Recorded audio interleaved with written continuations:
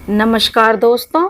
आज हम आपको सुनाएंगे धर्मराज और मैना और कौआ की कहानी। अगर आपको हमारी कहानी पसंद आए तो प्लीज़ हमारे चैनल ज्ञान गंगा को लाइक करें, सब्सक्राइब करें और शेयर करें।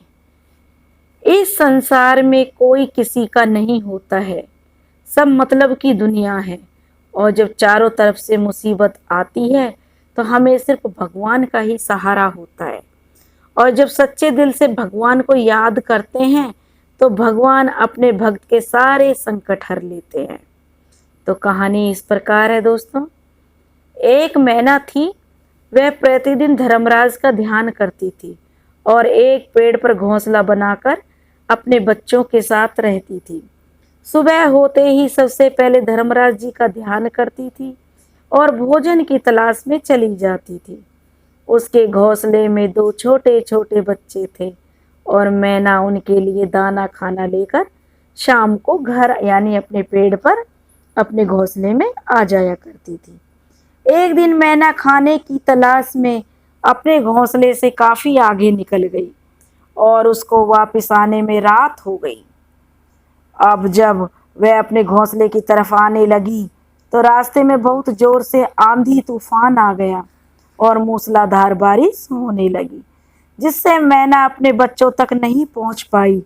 अब उसको अपने दोनों छोटे बच्चों की चिंता होने लगी। उसने सोचा जब तक तेज बारिश हो रही है किसी सुरक्षित स्थान पर रुककर इंतजार कर लेती हूँ, क्योंकि आंधी और बारिश बहुत तेजी से हो रही थी और उसके पंख भी पानी में भीग चुके थे, जिससे वह उड़ भी नहीं पा रही थी।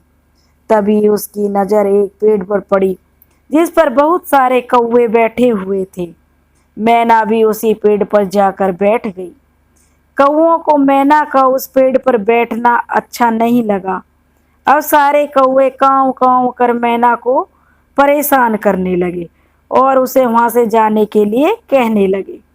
इस पर मैना बोली, कौवा भाइयों, आप तो हमारे भाई जैसे ही हो। आप लोगों की बहन मैं बहन जैसी हूँ मैं। अभी तूफान बहुत तेज है और बारिश भी बहुत ज़्यादा हो रही है। यह तूफान थोड़ा रुक जाने दो, फिर मैं यहाँ से चली जाऊंगी। लेकिन सभी कौवे बहुत दुष्ट प्रवृत्ति के थे। वे बोले कि ना तो हम तुम्हारे भाई हैं और ना ही तुम हमारी बहन हो। तुम अभी तुरंत यहाँ से चली जाओ, नहीं तो हम तुम्हें मार मार कर यहाँ से भगा देंगे। और सभी कौवे मैना को अपनी चोंच से मारने लगे और उसे वहां से भगा दिया। मैना बेचारी वहां से चली गई और भीगते भीगते बेचारी कुछ आगे चली गई और वह एक पेड़ पर बैठ गई। अभी उसे बैठे हुए कुछ समय ही हुआ था कि ओले पड़ने शुरू हो गए। ओले भी बहुत तेजी के साथ पड़ रहे थे।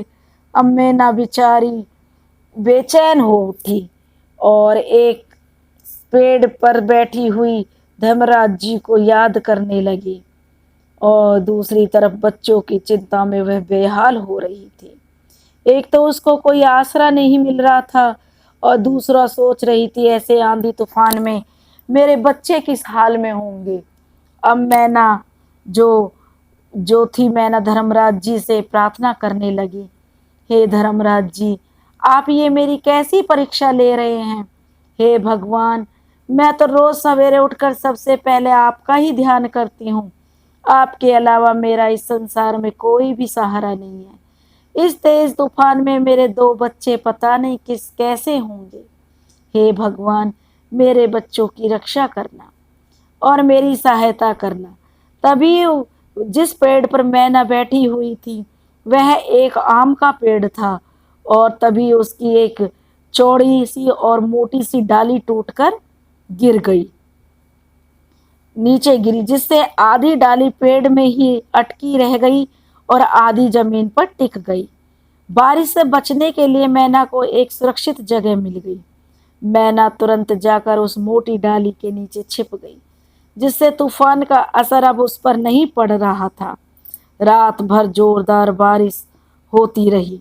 सुबह होते ही बारिश रुक गई और मैना धर्मराज जी का ध्यान करते हुए धर्मराज जी को याद करने लगी और वहां से चल दी। जब वह उस पेड़ के नीचे पहुंची जिस पेड़ पर वे कौवे बैठे हुए थे, तो उसने देखा कि तेज ओले पड़ने के कारण सारे कौवे मरे हुए पड़े थे।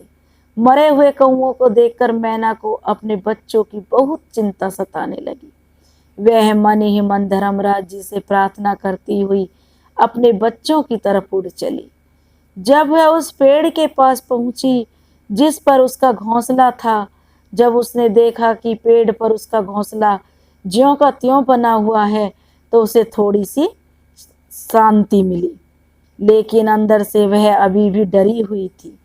लेकिन जब वह धर्मराज जी का ध्यान करते हुए अंदर घोंसले में गई, तो उसकी खुशी का ठिकाना नहीं रहा, क्योंकि उसके बच्चे इतने ज्यादा आंधी तूफान में भी सुरक्षित थे और उसके बच्चे अपनी माँ का इंतजार कर रहे थे। मैना ने धर्मराज जी को बारंबार प्रणाम किया। जिनकी रक्षा स्वयं धर्मराज जी कर रहे हों, उनको कोई हानि कैसे पहुंचा सकता है। हे धर्मराज जी, आपकी कहानी कहने वाले और सुनने वालों की रक्षा करना। बोलो धर्मराज जी भगवान की जय।